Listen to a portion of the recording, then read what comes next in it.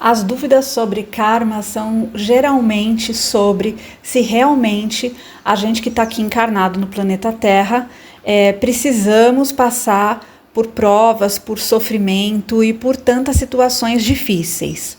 A resposta ela não é tão simples e ela demanda que a gente entenda o sentido geral da evolução.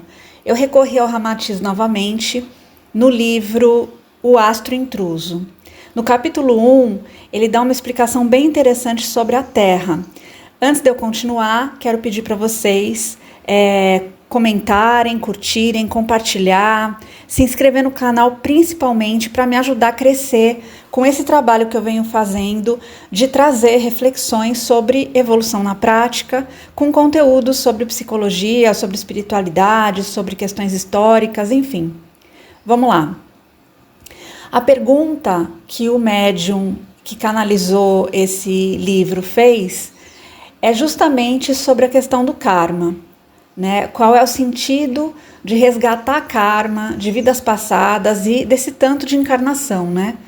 E aí o Ramatiz responde que quando uma criança nasce na Terra, ela não é colocada ao relento na rua, desprotegida e sem ter a mínima noção sobre o seu estado. Apesar de que muitas vezes isso acontece, mas o normal é ela ser colocada em um berço, a partir do qual ela vai poder referenciar as primeiras noções de distância, de tempo, quando ela sente fome, quando ela adoece, adormece, enfim. E ele fala que o mesmo acontece quando o espírito é criado por Deus, que ele não é deixado à deriva no universo infinito. Da mesma maneira que um recém-nascido não deve ser abandonado na rua, o espírito também não é abandonado. Ele é colocado no seu primeiro berço, ou seja, na matéria, onde ele poderá ter suas primeiras noções de limite e de distância, para que somente no futuro ele entenda o que é esse universo infinito e tenha consciência de quem ele é. Da mesma maneira que sua compreensão a respeito do tempo e da vida física lhe considerar no futuro conceito do que vem a ser o espaço atemporal e eternidade.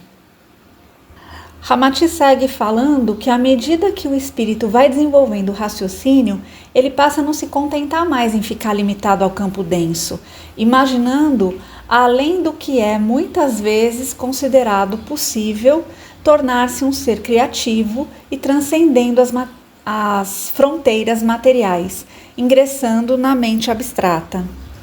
Então, quando o espírito é colocado na sua primeira encarnação no planeta Terra, é a primeira vez que ele está na matéria, é natural que a imaturidade desse espírito faça ele cometer algumas faltas. E por isso há necessidade de que ele retorne para ter uma nova encarnação, como se ele estivesse passando para uma nova etapa na escola do aprendizado. Ramatiz conclui que a Terra é uma escola, Marte é outra, um pouco mais avançada com vida espiritual, assim como a vida pulsa em bilhões de planetas em todo o universo conhecido pelo homem. Ele coloca conhecido entre aspas, porque nós conhecemos pouquíssimo, né, desse universo enorme. E ele fala que esse universo é o local onde os espíritos frequentam cursos pertinentes aos seus estágios mentais. E cada planeta, conforme o estado evolutivo que se apresenta, possui ciclos que correspondem a uma escola e seus anos letivos. Esses ciclos são diferentes de um planeta para outro em função das necessidades karmáticas dos seus habitantes. Então vem uma nova pergunta pedindo uma explicação mais detalhada sobre a questão entre evolução material, evolução espiritual e ciclos na Terra.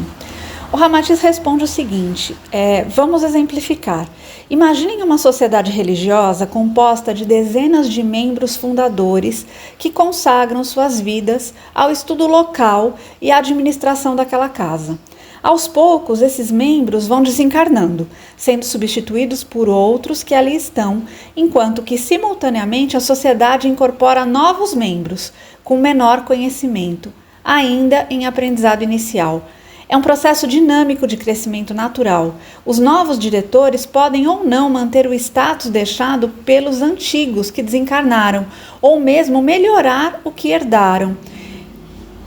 E isso não impede que as gerações futuras que administram a sociedade sejam mais relapsas, cometendo equívocos sérios ou descuidando de várias questões como a manutenção física da casa. A dedicação que antes era observada não pode ter continuidade, fazendo com que a sociedade perca em termos de qualidade de ensino, de aprendizado, de aparência física e seja até extinta. Tudo vai depender das motivações entre os seus membros, do conhecimento, da sabedoria, e o livre-arbítrio é a chave de tudo.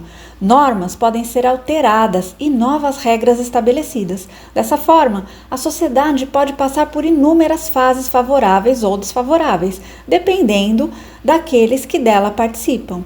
Seus membros, entretanto, como espíritos, nunca deixam de envolver e de aprender, mesmo que seja através do erro. Fato similar ocorre na Terra.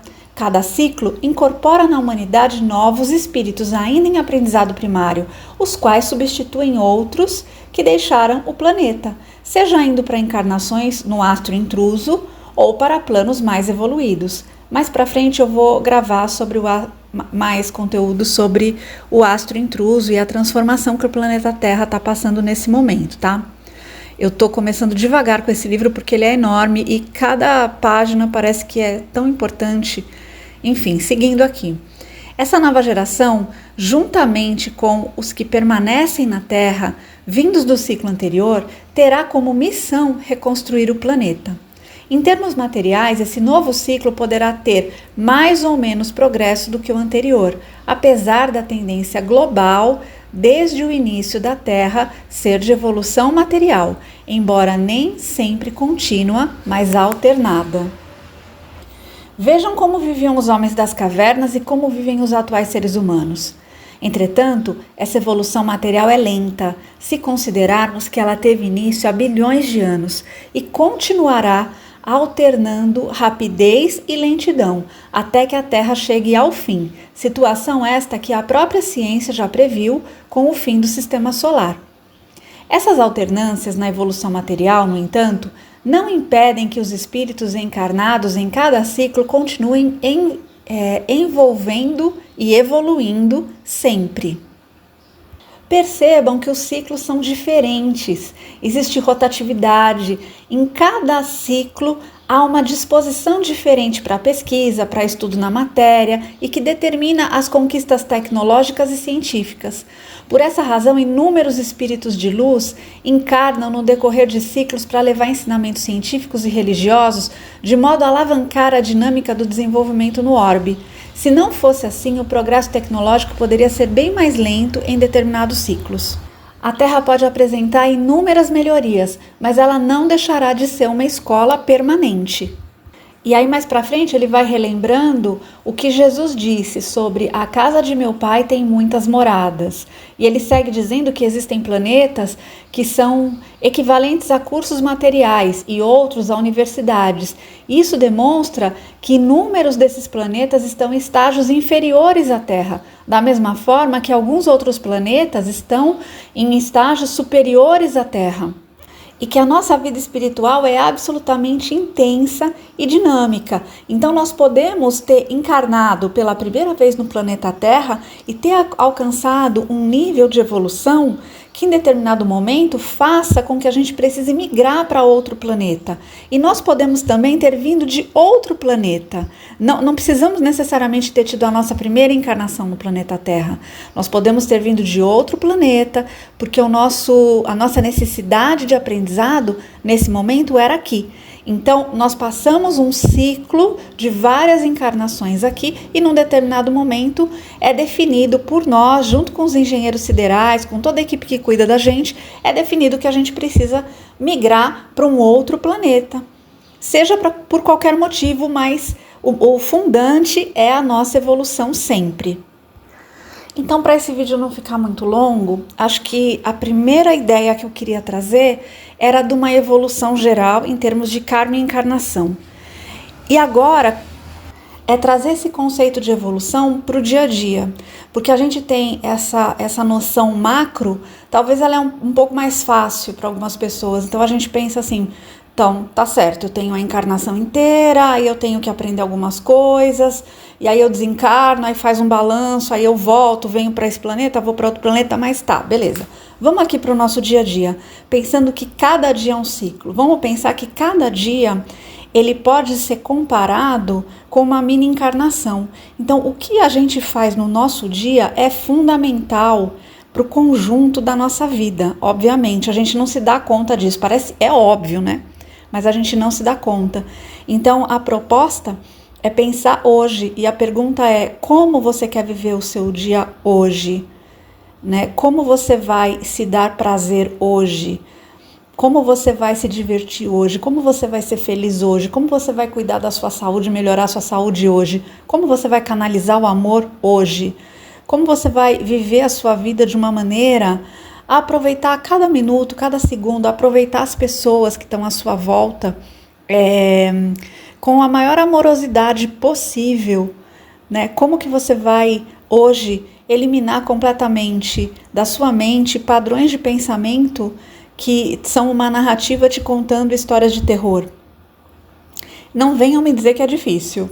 Pensem que é só hoje e bora trabalhar essa ativação, porque a nossa encarnação é feita de uma sequência de dias.